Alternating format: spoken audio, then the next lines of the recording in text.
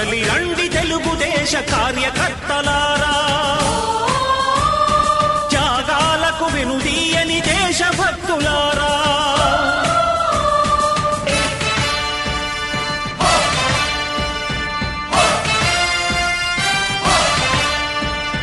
కదలి రండి తెలుగుదేశ కార్యకర్తలారా, త్యాగాలకు వెనుదీయని దేశభక్తులారా.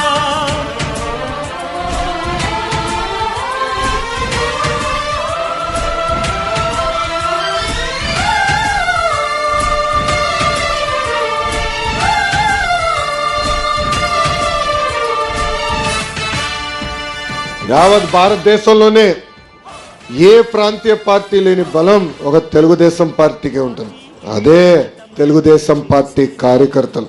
విశ్వవిఖ్యాత నట సార్వభౌమ స్వర్గీయ శ్రీ నందమూరి తారక రామారావు గారు ఏ ముహూర్తంలో పార్టీ స్థాపించారో తెలియదు కానీ ఆ పునాది మామూలుది కాదు. నందమూరి ఆశయ రథ సారథ్యం మీదే, చంద్రబాబు స్వర్ణాంధ్రకు నిర్మాతలు మీరే. నా కష్టాలు గుర్తించి ఐటీ శాఖ మంత్రి నారా లోకేష్ గారు నాకు ఉత్తమ కార్యకర్తగా అవార్డు ఇచ్చినందుకు చాలా సంతోషంగా ఉంది. నా మీద పెట్టిన నమ్మకాన్ని నిలబెట్టుకుంటూ జీవితాంతం కష్టపడి తెలుగుదేశం పార్టీకి పనిచేస్తానని తెలియజేసుకుంటున్నాను. జై తెలుగుదేశం, జై నారా చంద్రబాబు నాయుడు, జై లోకేష్. ఏ పార్టీలో కూడా కార్యకర్తలకి గుర్తింపు లేదు, మా తెలుగుదేశం పార్టీలోనే గుర్తింపు ఉందనడానికి ఇది ఒక నిదర్శనం అన్న. నారా లోకేష్ గారు కుటుంబ సభ్యులతో ఎలా కలిసి ఉంటారో అలానే కలిసి ఉన్నారన్న. నాకు చాలా ఆశ్చర్యం వేసింది. గత 15 ఏళ్ళుగా ఈ పార్టీలో కష్టపడి పనిచేసినందుకు మా నాయనకి ఒక గుర్తింపు ఇచ్చారు ఉత్తమ కార్యకర్తగా. అది తీసుకోవడానికి నాన్న లేడు. గత నెల రోడ్డు యాక్సిడెంట్లో డాడీ చనిపోవడం జరిగింది.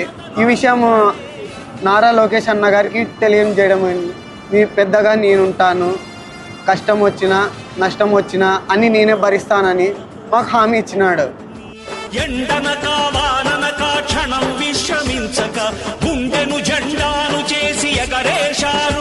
ఇప్పుడు అందరు సెల్యూట్లు కొడతారు కానీ కష్టకాలాలు మనం మర్చిపోకూడదు, మన పడిన అవమానాలు మర్చిపోకూడదు.